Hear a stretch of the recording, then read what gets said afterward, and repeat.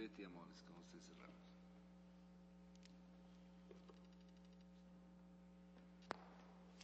Señor presidente, bueno, escuchaba con muchísimo interés y por supuesto agradezco cada una de las observaciones que han vertido los compañeros de la comisión en esta mañana y tarde. Quisiera enfatizar en algunos de los argumentos y propuestas simultáneas que se han dado, en particular sobre el tema de la unidad procesal. El principio de unicidad procesal estuvo vigente desde la Constitución de 1998, pero debo informarles a los comisionados que a pesar de que el principio de unidad procesal o de unicidad procesal regía, y pese a que había en la Constitución del 98 disposiciones transitorias que le obligaban al Consejo Nacional de la Judicatura de ese entonces a crear los paralelos juzgados,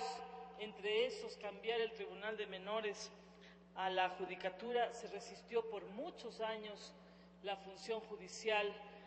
a ingresar a estas estructuras a la función judicial. De modo que el principio de unicidad procesal ya tuvo un plazo muy grande para cumplirse, y si no se cumplió, aparte de la falta de voluntad política, es porque además ese principio de unicidad procesal, en el caso de la presente ley, de modo alguno es vulnerado. Y debo explicar por qué, señor presidente.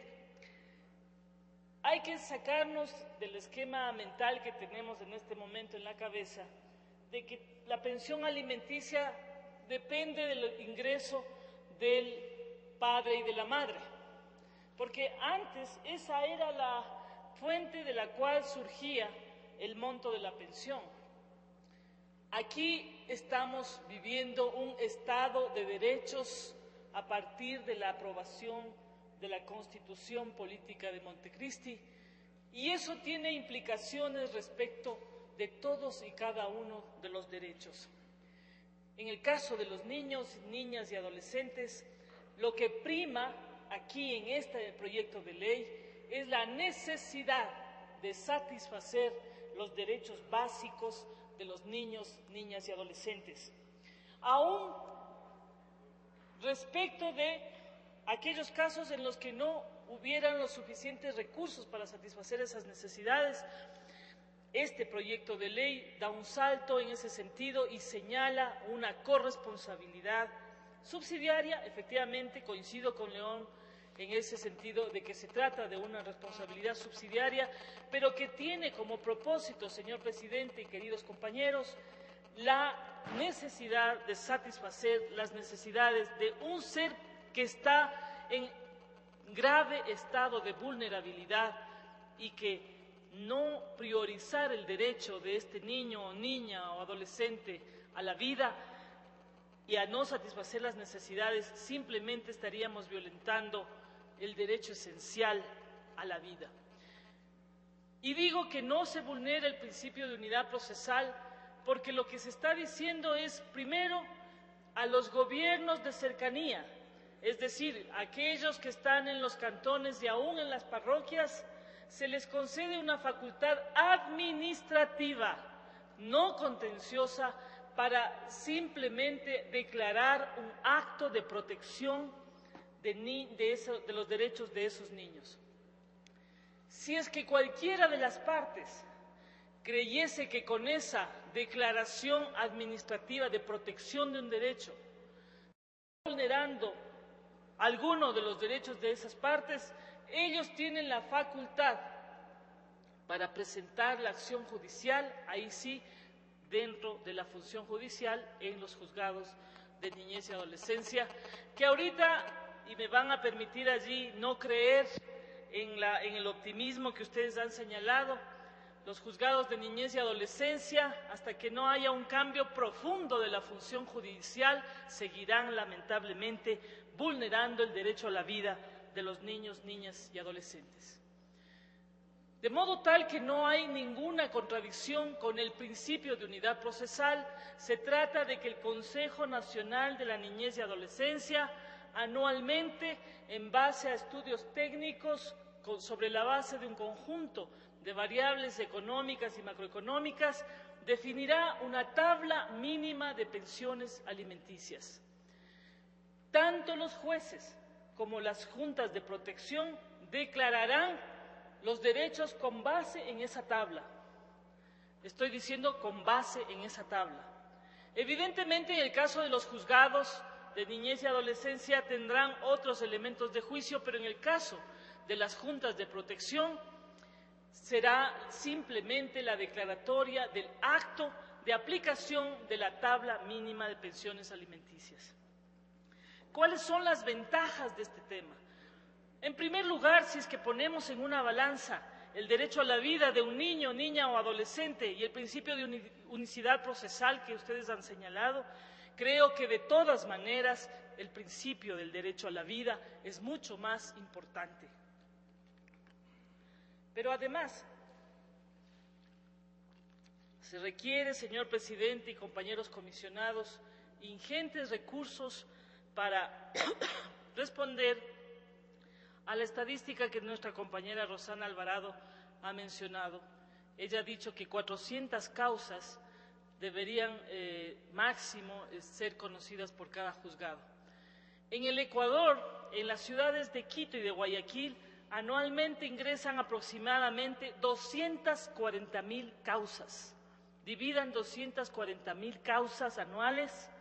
para 400 y se van a dar cuenta de la distancia enorme que existe en este momento entre la oferta y la demanda de servicios judiciales. En cambio, en el caso de los gobiernos de cercanía, es decir, las juntas de protección en cantones y parroquias, la gran ganancia es que se trata de juntas que van a estar dependiendo de la municipalidad, que van a hacer simple y llanamente una declaración de un acto administrativo, que van a permitir que las mujeres, los niños, las niñas y los adolescentes se acerquen a sus espacios territoriales mucho más cercanos para obtener la declaración de un derecho absolutamente básico como es la pensión de alimentos. Eso va a fortalecer un sistema descentralizado de protección de derechos de uno de los sectores más vulnerables de la sociedad ecuatoriana. Y cuando digo sectores vulnerables, me estoy refiriendo a los niños, niñas y adolescentes de todos los colores, de todas las razas, de todas las etnias. Hay entonces, desde ese punto de vista, una descentralización de la demanda y de la oferta de los servicios, puesto que la Junta de Protección únicamente se limitará a declarar lo que en la tabla se haya establecido a través de un mero acto administrativo. Creo, señor presidente, que en algunas de las observaciones que se ha hecho, lamentablemente se ha dicho, por ejemplo, que lo ideal hubiera sido que esto llegue a la Comisión de lo Civil y lo Penal. Pero debo decirle que esto no es derecho privado, esto es derecho público. El derecho de los niños, niñas y adolescentes hace parte del derecho social y en ese sentido tiene que ser mirado no desde el punto de vista del cumplimiento de un conjunto de formalidades, sino de la satisfacción de derechos básicos. Creo, por otro lado, que lamentablemente aquí en algunos de los criterios y con todo el respeto que se merecen, ha primado una argumentación sustentada primero en el temor de algunos hombres de que se les haga cumplir unas obligaciones. Qué lamentable que provenga de gente además joven, que debería ser la que con mayor responsabilidad se refiera a la corresponsabilidad de hombres y mujeres para procrear. Pero también hay un criterio de adultos. Qué fácil es decir, los adultos tenemos derecho a esto, a lo de más allá, y no reconocer los derechos de un ser humano a vivir. Ya en el segundo debate traeremos, creo, es fundamental, como harán también visitas, las madres que están demandando alimentos irán a visitar a sus oficinas para enseñarles esa otra parte de la triste realidad de nosotras las mujeres, que tenemos que, con los hijos a cuestas, ir a mendigar unos pocos centavos para tratar de hacer sobrevivir a nuestros hijos. Lleno de adulteces los argumentos de algunos compañeros, lamentablemente, pero los tomaremos en cuenta porque creemos, señor presidente, que hemos hecho lo correcto, que hemos hecho lo justo y que es absolutamente imprescindible priorizar los derechos de los niños, niñas y adolescentes y el derecho de ellos a vivir. Muchas gracias.